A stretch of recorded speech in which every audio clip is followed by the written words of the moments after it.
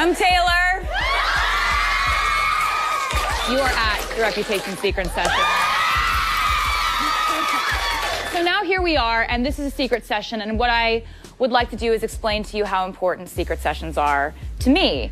The reason we decided to do them again is because the secret session people from 1989 were so wonderful, and they became friends, and they would go to shows together, and they kept the secrets that were unveiled to them in this session, and they really made it possible for me to like trust massive groups of people, because they taught me that if you trust people, then maybe those people will show you that respect back, and the trust is kind of a two-way street. And I'm so excited, and I'm so happy you decided to come. So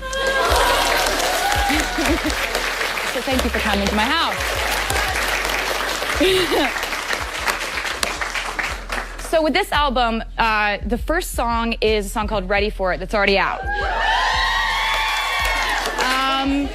And so basically Ready For It is like, it kind of introduces a metaphor that you may hear more of throughout the rest of the album, which is like this like kind of crime and punishment metaphor, where it talks about like robbers and thieves and heists and all that. And I found that to be a really interesting metaphor, but twisted in different ways throughout the album. The way that it's presented in Ready For It is basically like finding your partner in crime, and it's like, oh my God, we're the same, oh my God. Let's rob banks together, this is great. And you will hear that kind of theme carried on throughout the rest of the record, but not exactly in the same way as you heard it in Ready For It. I feel like I should start by saying that like this group of producers is a lot smaller than it was on 1989. I picked people who I worked with on 1989, but I felt like they would be versatile enough to kill 1989 and make something new. There would be no way for me to make something even similar to 1989 and have it be effective. It had to be completely different, because that album was its own thing. It was just in two groups. It was me and Jack Antonoff, and me, Max Martin, and Shellback. So it's just such a good, solid group. And basically, this was the first song where Max and I felt like we'd really done something different than 1989. We were like, oh, that is, all right, okay. This song is called I Did Something Bad. And I wrote this song on piano. It's not gonna sound like it though. You're not gonna say that after you hear it. It's not that kind of song. So I brought it into them, and I was trying to explain the production. I had had a weird dream, and I'd woken up with this. You're like, here we go again. I'd woken up with this sound in my head that was like this, like, it was a sound that was so hooky and so catchy that I knew it had to be in a song, because it was that annoying. It was like, it wouldn't stop going around in my head, and the sound was... And then it was like,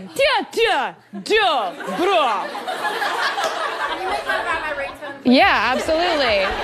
It'll always get your attention. Like after the chorus, that's what I want to hear, but I don't want it to be my voice. I want it to be an instrument. What instrument is that? So I was like playing the voice memo to Max, and he's like, oh no, there's not like an instrument that can do that. He's like, but what we can do is we can take your voice doing it and pitch it down so that it sounds like an enchantress / a dude. And so that's what you're hearing after the chorus. But anyway, this is called I Did Something Bad, and this is when we first kind of knew we might be onto something with the album. So next we have track 5. Yeah. I didn't even do it on purpose, but when I put out the track list, and when I finally was like, oh, this is the final track list, I was like, oh, I did it again. I did it again. Track 5 is kind of a legendary, not legendary, that's ridiculous. Amongst us. Like, oh, I know I'm gonna like track 5. Like, track 5's the emotional, vulnerable song. Anyway, so this is a song called Delicate. There's like an effect that you may hear on the vocals throughout the rest of the album that is recurring, and it's a vocoder. And what is that you say? It's a vocal effect where you sing and the vocoder splits your voice into chords, and you can play your chords on your voice on a keyboard in chords. So basically, if you're like singing the notes of a piano, and you could play your own voice. So that's what you'll hear in the beginning and throughout this song, and then you'll hear it several times. We tried it in the studio, and I thought it sounded really emotional and really vulnerable and really kind of like sad but beautiful.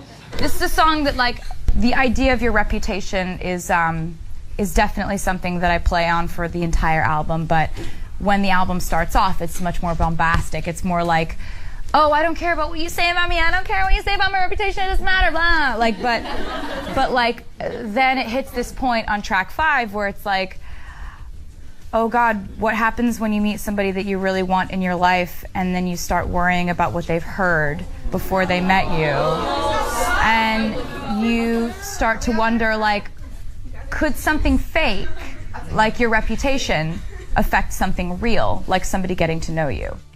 And you start to wonder, how much does all that matter? And this is the first point of vulnerability in the record where you're like, oh, maybe this does actually matter a little bit. And how does that factor in?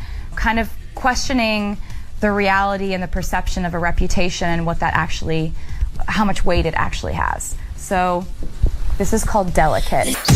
So the next song is Look What You Made Me Do. And with Look What You Made Me Do, it actually started with just like a poem that I wrote about my feelings. And it's basically about like realizing that you couldn't trust certain people, but realizing you appreciate the people you can trust. Realizing that you can't just let everyone in, but the ones you can let in, you need to cherish. And it had like all the verses in it just basically as is.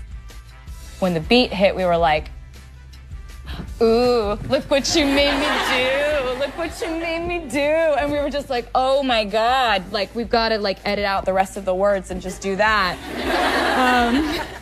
So I would just like to play the most important part of the song. Bad dreams, I don't trust nobody and nobody trusts me. I'll be the actress starring in your bad dreams.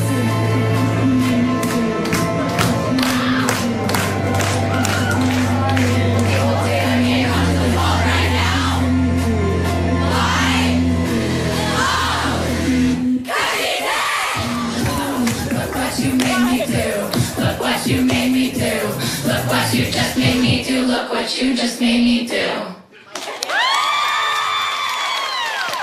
And I'm very excited because that just went #1 on pop radio. The next song is called King of My Heart.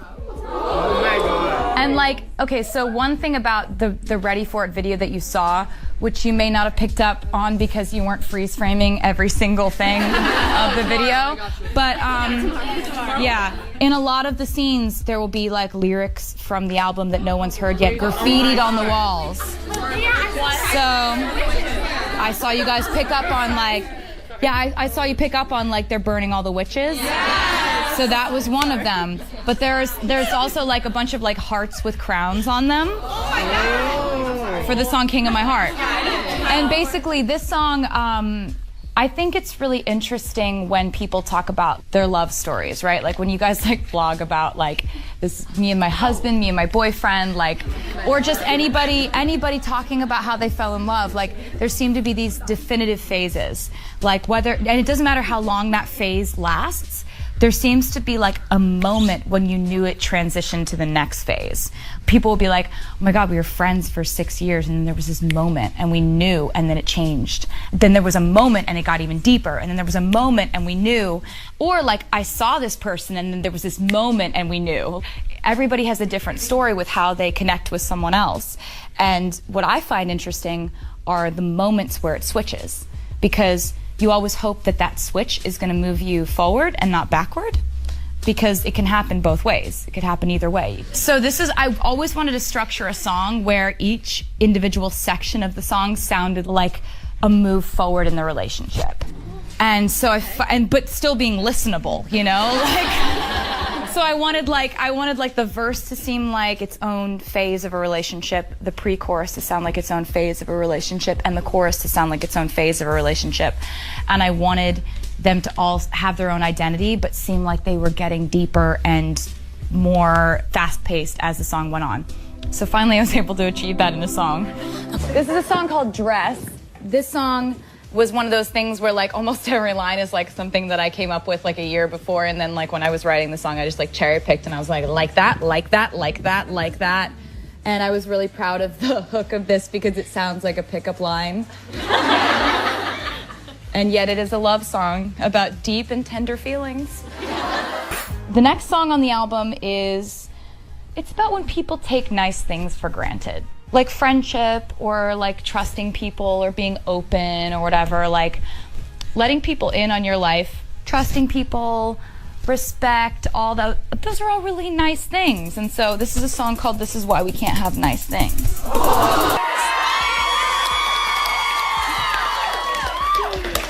I was hoping you would say that. It's great. The way I feel the album is, as far as a storyline, is I feel like it starts with just like getting out any kind of like rebellion or anger or angst or whatever, and then like falling in love and realizing that you kind of settle into like what your priorities are, and like your life changes but you welcome it because it's something that matters to you. And this last part of the album feels like settling into where I am now. So it kind of started with where I was when I started making the album and ends with kind of my emotional state now.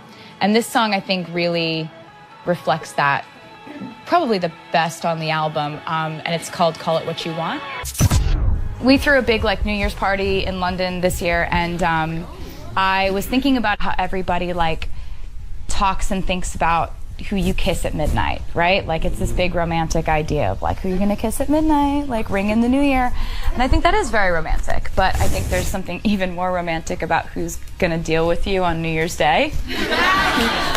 Who's willing to like give you Advil and help you clean up the house. I think that like states more of a permanence. And so I was thinking about that, and I wrote this song called New Year's Day. Oh, there are two lines in this song that I'd been saving for a really long time for the right moment, and I just like picked them for this song, and I'm really excited about them. And the first one is, please don't ever become a stranger whose laugh I could recognize anywhere. Oh, okay. And the other one is, hold on to the memories, they will hold on to you.